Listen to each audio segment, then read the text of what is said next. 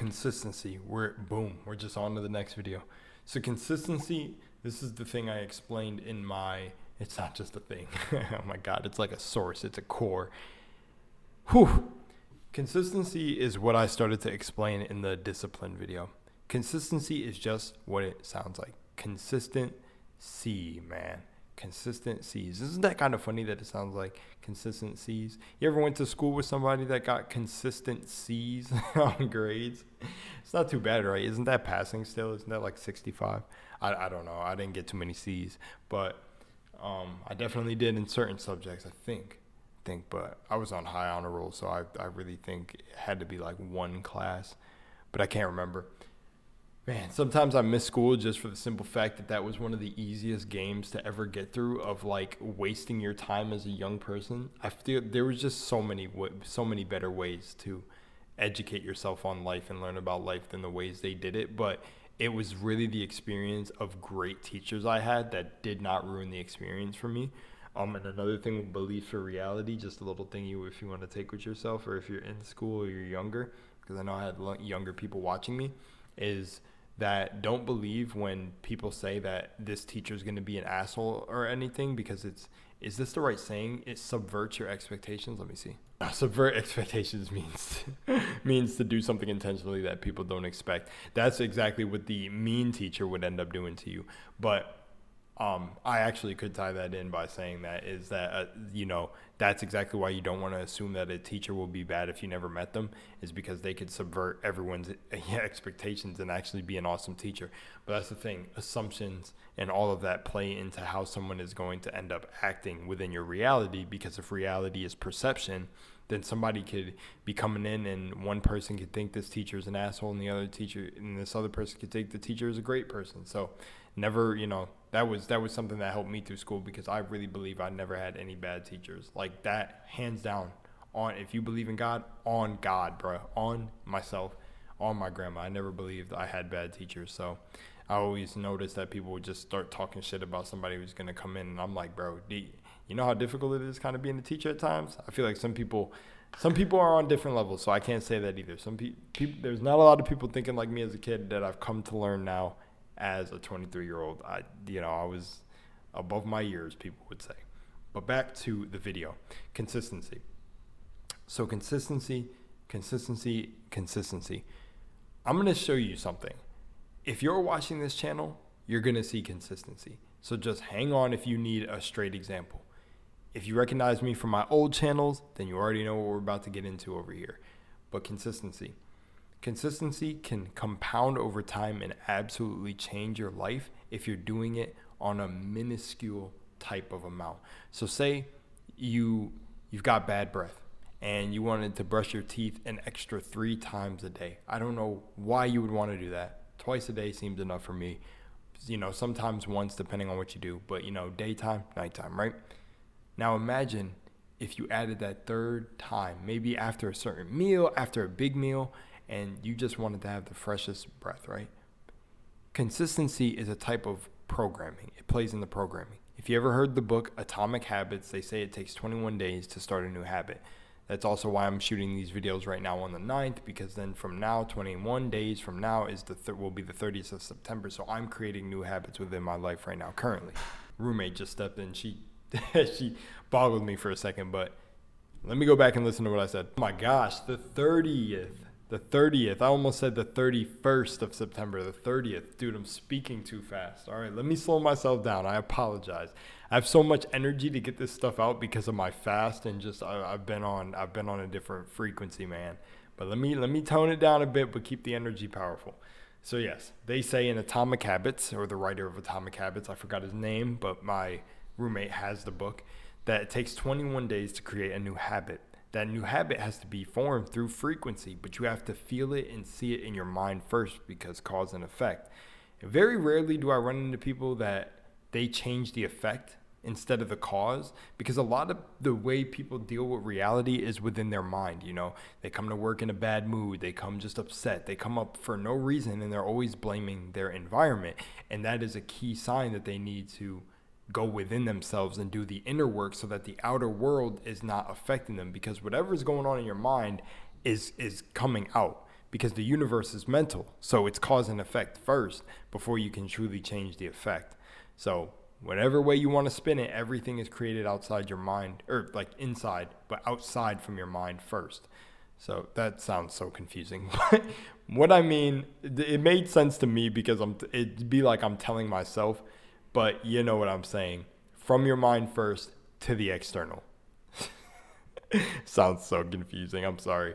But going back into consistency it is very, very simple. I'm telling you, consistency is very simple. The thing where people go wrong is, when people say, oh, you should meditate more. And then you may be a person who goes, oh, I can't meditate.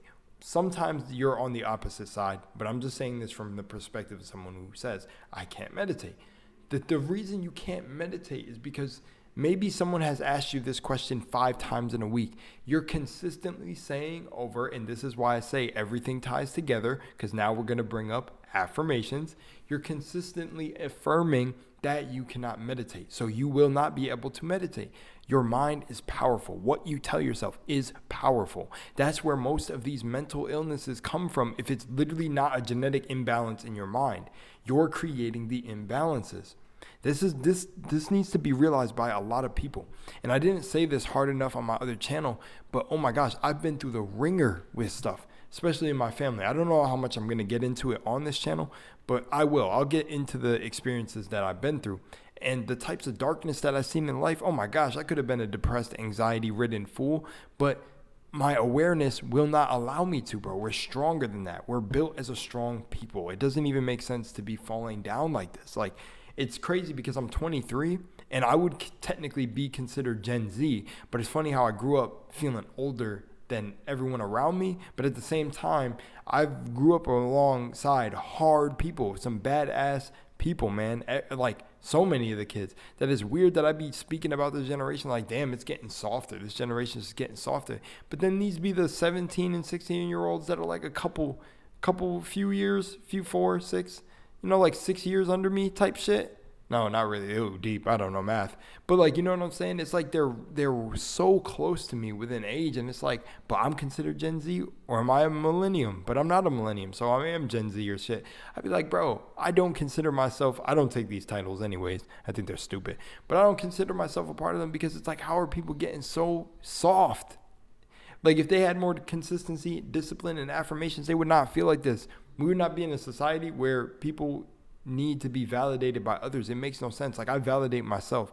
I give myself the love first, and then I attract the love on the external of me. I've gotten loved by so many people, and I respect so many and grateful for the things I've experienced in life, because that's how you have to move. You have to move as if you're already loved by yourself. You have to give yourself the things that you have not consistently gotten as a kid. And there we go. We're drawing back in consistency, because even if you got those things, you still have to know that this is in your own mind. Your mind is the all. So consistency, let's get back into it.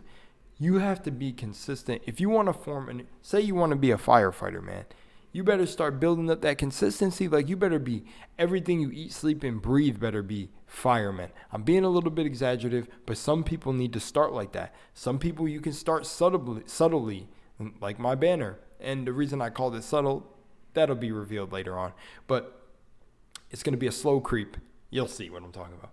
But subtle. That word is the topic of the poster boy of the channel right now. Some people need it subtly, where they just start little by little, but at least they keep going. You don't give up. It's even like working out. Say you're trying to get a new body. If you work out day 1, maybe skip 2 days, but then you work out on day 4, skip maybe another day, but you work out the day after that. Then you work out 2 days in a row, then you skip the next 2 days, but then you go the next 2 days. Regardless, if you keep that behavior up for 2 months, you will start to see a change in your body, a change in your energy, a change in your feelings. Because no matter what, you're not totally giving up. It's not like, oh, I worked out 3 days, now I quit the whole month. No. Even if your consistency seems broken up in pattern, it will still become a beautiful path at the end of the day. If the path is broken up and it seems choppy and you got missing bricks in your path, if you're laying a brick path, at least you can lay the path because you can still see it. You can see it even if it's a broken path that you laid before you. You look in the past and you're like, wow, these days I skipped a couple of bricks. but at the same time, you still have a clear path to walk on. That's exactly what consistency is. And sooner or later, that whole path will be laid. Not the past, because you can't go back and change it, but you can go change it in your mind. So technically you could, I guess that technically would be changing the path, because you can go back and fill in the cracks. But that would be like what it is. Filling in the cracks where your consistency is not there would be you correcting the behavior in the future, where you go to lay every single brick now.